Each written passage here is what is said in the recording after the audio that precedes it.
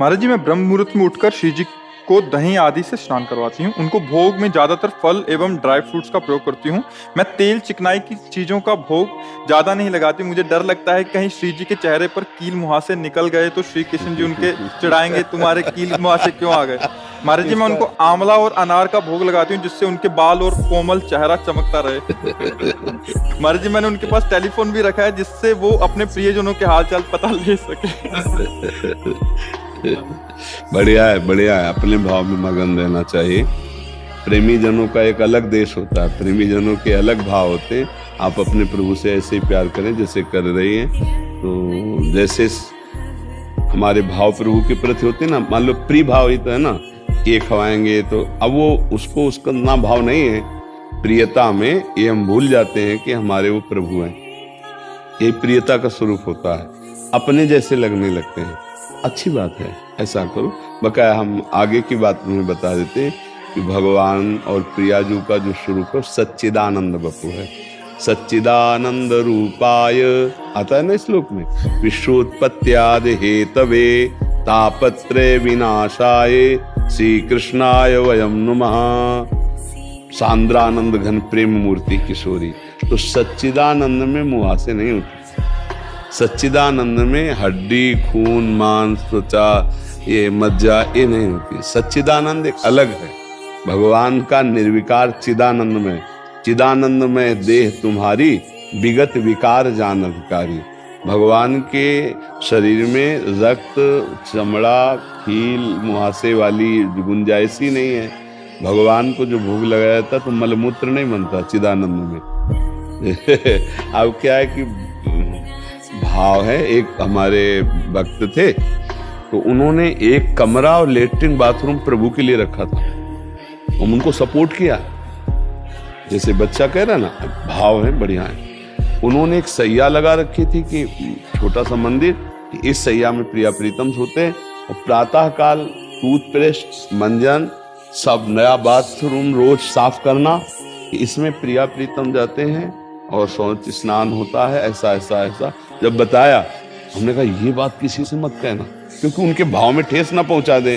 कह रहे प्रभु को तो शौच लघु शंका होती नहीं, उनके लिए क्या बाथरूम है। बहुत बढ़िया है। अब वो रोज ड्राई फ्रूट की ऐसे जो है चौकी सजाते विविध प्रकार के भोगों की, और एक छवि इधर हमारी रखते, अपने प्रिया प्रीतम विराजमान रखते, पूरा जैसे एक व्यक्ति के लिए ना ऐसे वो किए हुए थे। तो ऐसे संतों की गोद में शरीर छूटा है, यही राधा खेल कुंड में, और वो श्री जी के पास गए। भाव ही तो सारा खेल है। अब मान लो हमारी मानसिक बुद्धि है, तुम अपनी बुद्धि से प्रभु के प्रति भाव, तो आप जैसा भाव करें वैसे ही भोग लगाओ, वैसे ही भाव करो, वो आगे चल के सुधार देंगे। उनसे प्रियता करनी चाहिए, बस उनसे प्यार हो जाए, उनके सुख के लिए, उनके सुख के लिए सोच रहे ना, बस यही खास बात है। अब आगे चलकर जो दिव्यता है वो खुद समझ में आ जाएगी, क्योंकि प्रभु से चित्त जुड़ा है तो दिव्यता तो समझ में आ ही जाएगी। भगवान के खील मुहासे दाढ़ी मूछ ये सब नहीं निकलते, वो तो चिदानंद नव किशोर है। चिदानंद में विकार थोड़ी होते कि प्रभु के मुहासे आ जाएंगे या प्रियाजू के मुहासे आ जाएंगे तो लालजू को ऐसा। देखो माई सुंदरता की सीमा।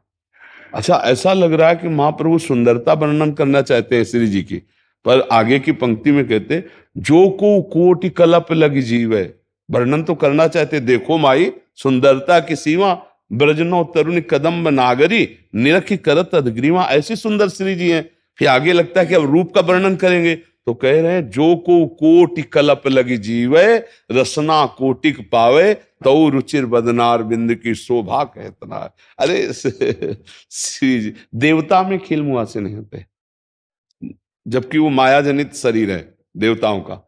कोई चिदानंद थोड़ी, प्रभु का तो चिदानंद शरीर है।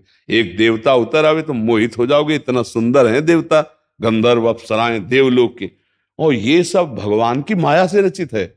भगवान सच्चिदानंद में है। अब सच्चिदानंद का पता ही नहीं तो कैसे जानेंगे सच्चिदानंद।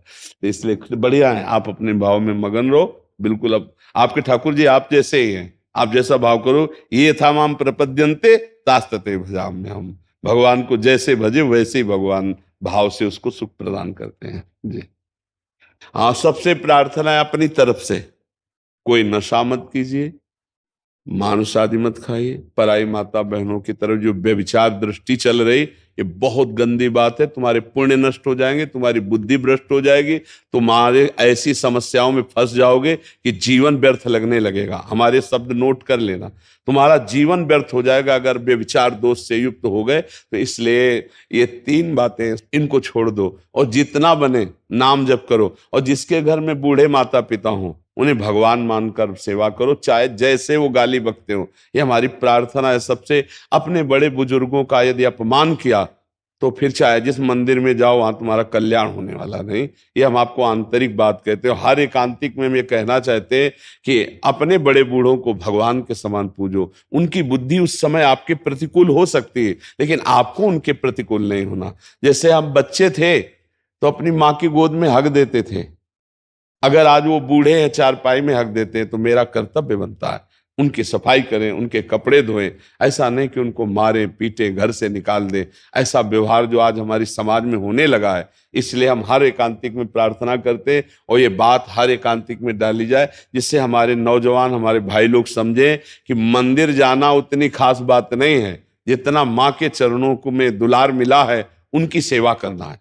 बूढ़ी माँ है, बूढ़ी दादी है, बूढ़ी सास है, बूढ़े ससुर हैं, बूढ़े पिता हैं, इनकी सेवा कर लो। मंदिर कभी भी नहीं जाओगे तो भी भगवान प्रसन्न हो जाएंगे।